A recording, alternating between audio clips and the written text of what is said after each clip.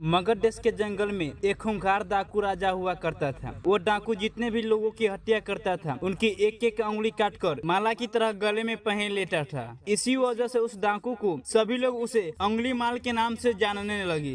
मगध देश के आसपास के सभी गांव में अंगुली माल का आतंक छाया हुआ था। एक दिन उसी जंगल के पास के गाँव में महात्मा बुद्ध पहुँचे। साधु के रूप में उन्हें देखकर हर किसी ने उनका अच्छी तरह से स्वागत किया। कुछ देर उस गाँव में रुकते ही महात्मा बुद्ध को थोड़ा अजीब लगा। तभी उन्होंने लोगों से पूछा कि आप सभी लोग इतना डरे क्यों लग रहे हैं। सबने एक एक करके बोला, इस जंगल में एक डाकू है। डाकू द्वारा की जा रही हत्याओं और उंगली काटने के बारे में बताया। सभी दुख होकर बोले कि जो भी उस जंगल की तरफ जाता है उसे पकड़कर वो डाकू मार देता है। अब तक वो 99 लोगों को मार चुका है और उनकी उंगली काटकर उन्हें गले में माला की तरह पहनकर घूमता है। अंगुली माल के आतंक की वजह से हर कोई अब उस जंगल के पास से गुजरने से डरता था। इन सभी बातें सुनने के बाद भगवान बुद्ध ने उसी जंगल के पास जाने का फैसला लिया। जैसे ही भगवान बुद्ध उस जंगल की ओर जाने लगे तो लोगों ने कहा कि वहां जाना खतरा हो सकता है। वो डाकू किसी को भी नहीं छोड़ता है। अब बिना जंगल गए ही हमें किसी तरह से उस डाकू से छुटकारा दिला दीजिए। भगवान बुद्ध सारी बातें सुनने के बाद भी जंगल की ओर बढ़ते रहे।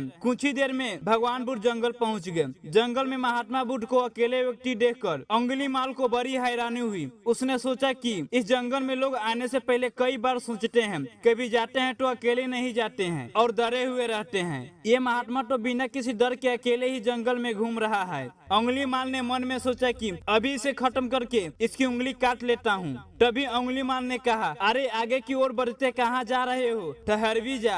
अब भगवान बुद्ध ने उसकी बातों को अनसुना कर दिया। फिर गुस्से में डाकू बोला, मैंने कहा ना रुक जाओ। तभी भगवान उसे पलटकर देखा तो उसकी लंबा चौड़ा बड़ी बड़ी आंखें वाला आदमी जिसके गले में उंगली की माला थी वो उन्हें घूर रहा था। उसकी तरफ देखने के बाद बुद्ध दोबारा चलने लगे। गुस्से में टमटमाते हुए अंगुली माल डाकू उनके पीछे तलवार लेकर दौड़ने लगा। डाकू जितना भी दौड़ता लेकिन उन्हें पकड़ नहीं पाता। दौड़ दौड़ कर वो थक चुका था। उसने दोबारा कहा, रुक जाओ वरना मैं तुम्हें मार दूंगा और तुम्हारी उंगली काट कर मैं 100 लोगों को मारने की अपनी प्रतिज्ञा पूरा कर लूंगा। भगवान बुद्ध बोले कि तुम अपने आप को बहुत शक्तिशाली समझते हो ना, तो पेड़ से कुछ पट्टियां और टहनियां तोड़ कर ले आओ। अंगुली माल ने उनका साहस देकर सोचा कि जैसा कह रहा है वैसा कर ही लेता हूँ। वो थोड़ी देर में पट्टियां और टहनियां तोड़ कर ले आया और कहा, ले आया मैंने इन्हें। फिर भगवान बुद्ध कहने लगे, अब इन्हें दोबारा पेड़ से जोड़ दो। ये सुनकर अंगुली माल बोला, तुम कैसा महात्मा हो, तुम्हें नहीं पता है कि टूटी हुई चीज दोबारा नहीं जुड़ सकता है। भगवान बुद्ध ने कहा कि मैं तो यही तुम्हें समझाना चाहता हूँ कि जब तुम्हारे पास किसी चीज को जोड़ने की ताकत नहीं है तो तुम्हें किसी वस्तु को तोड़ने का भी अधिकार नहीं है।